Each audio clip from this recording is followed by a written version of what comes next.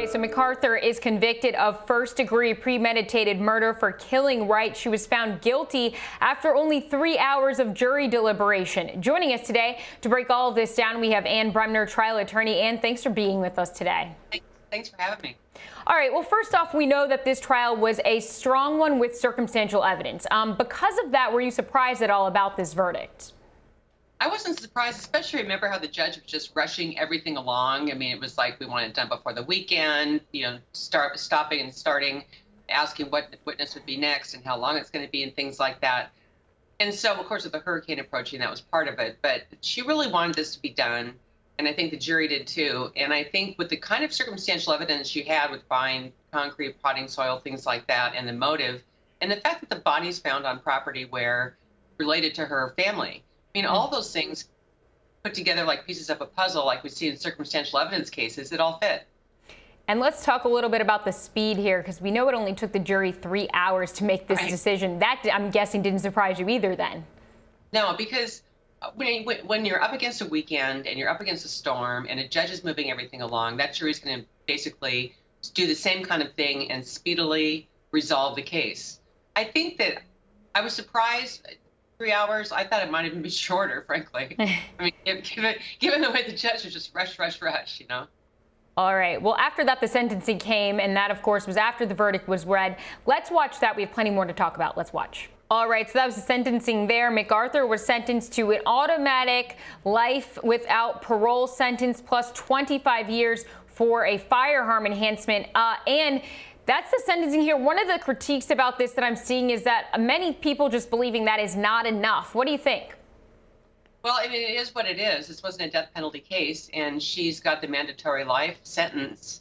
And she didn't look too surprised about it, by the way, did she? I mean, she knew it was coming. It was something that the judge had to impose.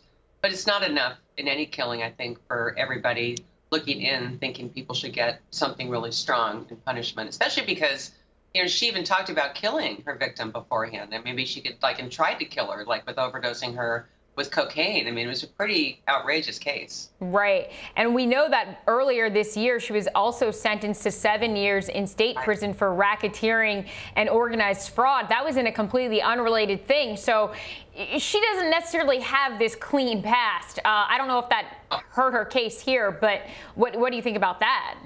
Well, I think the judge knew it, but it didn't come into evidence in front of the jury. But she's a bad person. I mean, she commits fraud. She rips people off. This was over some $30,000 that she was holding, in trust for her quote unquote friend. And then when she spent it all, she decided to kill her. I mean, that's a cold-blooded killer. Right. All right. Well, during the sentencing, we ended up hearing one victim impact statement, and that came from Taylor Wright's aunt. Let's play that for you.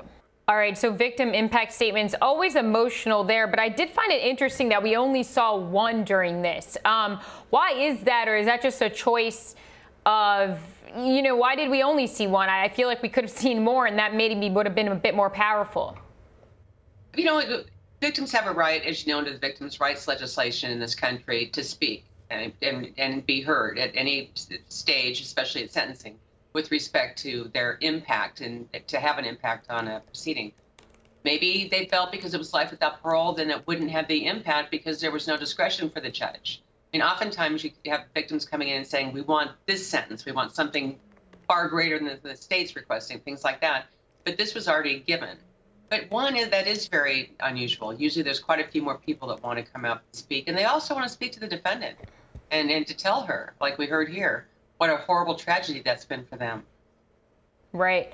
And during that, we saw that the camera was on McArthur, and you mentioned before that she didn't really look surprised during her sentencing at all. And she kind of just has that plain face during this, not a lot of feeling coming out of her. I mean, just from watching her, what was your reaction to that? Oh, I thought she was cold, and I think that really hurt her with the jury through the whole trial, don't you? I mean, she just kind of reeks ice. I mean, she's like ice is going through her veins. She's like the ice queen and cold-blooded. And she just, remember when they actually testified about the death and about her friend, she had no emotion to even some of the graphic testimony from an ME, the kind of forensic evidence surrounding her friend's death. Don't you think if she was not guilty, I think a jury would think, why wouldn't she show some emotion? Right. This was her friend, and she never did. Nothing. Also, I don't know if you noticed when we saw the shot of McArthur, over her shoulder, you see a crying woman in the background. And that is actually the girlfriend of Taylor Wright, the victim. She is just hysterical. You can see her there on the left side of your screen.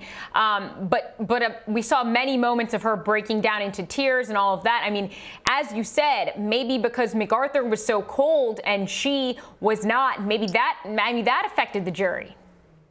I think so. I've been a prosecutor and a defense attorney, but when I defend, I always tell my clients to be very careful about how they appear in front of the jury. They're exhibit number one, so to speak, even if they never speak, like she didn't. She never testified. But the jurors are going to be watching her, and they sure were. And I'm sure they felt that this woman was a killer, that she had no remorse. She had no reaction to her friend's death. And she basically was waiting for them to somehow rely on reasonable doubt, what her lawyers argued, based upon what was that? She couldn't lift things. She had trouble with her back. I mean, it was kind of ending the whole case on a whimper. Cold-blooded killer, a cold woman. And you mentioned that, you know, you tell clients that their demeanor and their way the public perceives them during this, the jury especially, is such a big thing. Why is that, do you think? Well, I think that the jurors can't talk about the case. They can't really talk, deliberate, or anything else during the trial. And they watch a lot of things. I mean, because some of the trial, frankly, is boring. But they're always going to watch the accused. We always want to look at people and think, I think I could figure out, you know, if they did it or not by watching them. I think jurors are very shrewd about watching defendants in criminal trials, and all witnesses, but especially the defendant, to watch their eyes, watch their reactions, watch everything about them throughout the trial, because they exhibit their guilt or their innocence. Right. All right. Well, when we come back, we're going to go a lot deeper here. We're going to look at this case and see how they reached the verdict. Again, this is the trial of Ashley McArthur, who was found guilty. Stay with us here on Law and Crime.